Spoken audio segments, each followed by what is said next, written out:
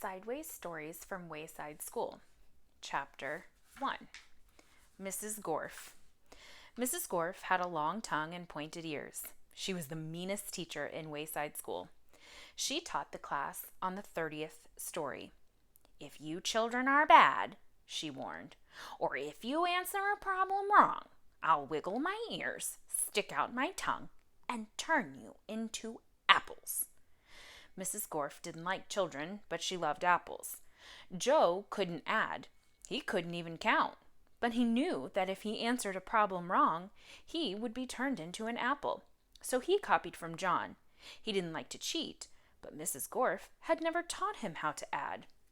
One day, Mrs. Gorf caught Joe copying John's paper.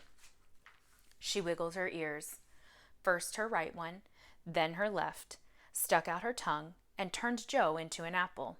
Then she turned John into an apple for letting Joe cheat. "Hey, that isn't fair," said Todd. "I was only trying to help a friend." Mrs. Gorf wiggled her ears, first her right one, then her left, stuck out her tongue, and turned Todd into an apple. "Does anybody else have an opinion?" she asked. Nobody said a word. Mrs. Gorf laughed and placed 3 apples on her desk. Stephen started to cry. He couldn't help it. He was scared. "I do not allow crying in the classroom," said Mrs. Gorf. She wiggled her ears, first her right one, then her left, stuck out her tongue, and turned Stephen into an apple. For the rest of the day, the children were absolutely quiet, and when they went home, they were too scared to even talk to their parents. But Joe, John, Todd, and Stephen couldn't go home. Mrs. Gorf just left them on her desk. They were able to talk to each other, but they didn't have much to say. Their parents were very worried. They didn't know where their children were. Nobody seemed to know.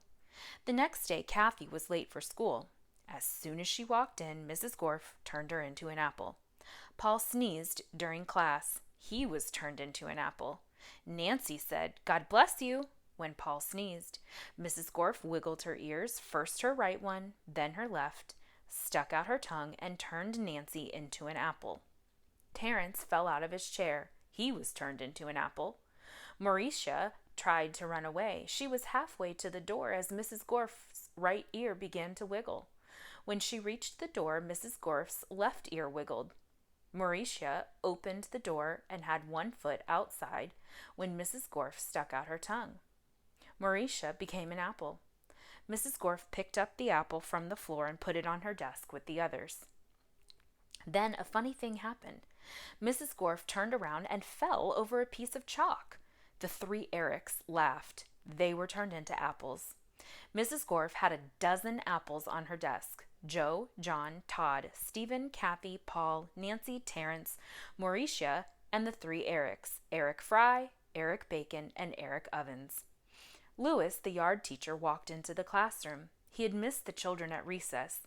He had heard that Mrs. Gorf was a mean teacher, so he came up to investigate. He saw the 12 apples on Mrs. Gorf's desk.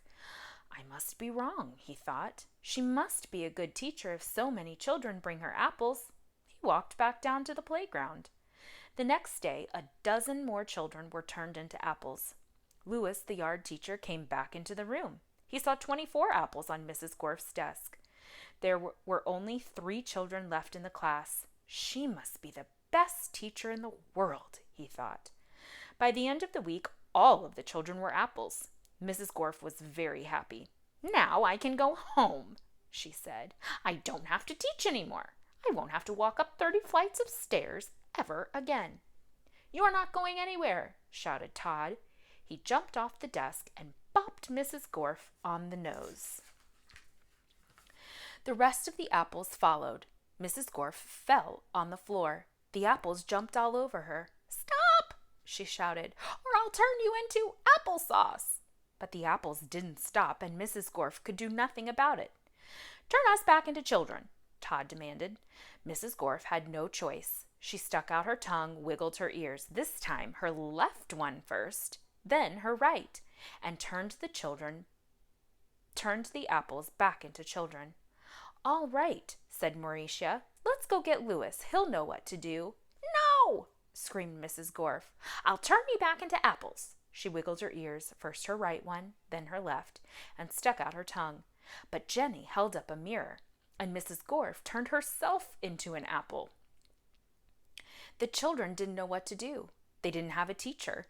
Even though Mrs. Gorf was mean, they didn't think it was right to leave her as an apple, but none of them knew how to wiggle their ears. Louis, the yard teacher, walked in. "Where's Mrs. Gorf?" he asked. Nobody said a word. "Boy, am I hungry," said Louis. "I don't think Mrs. Gorf would mind if I ate this apple. After all, she always has so many." He picked up the apple, which was really Mrs. Gorf, shined it up on his shirt, and ate it.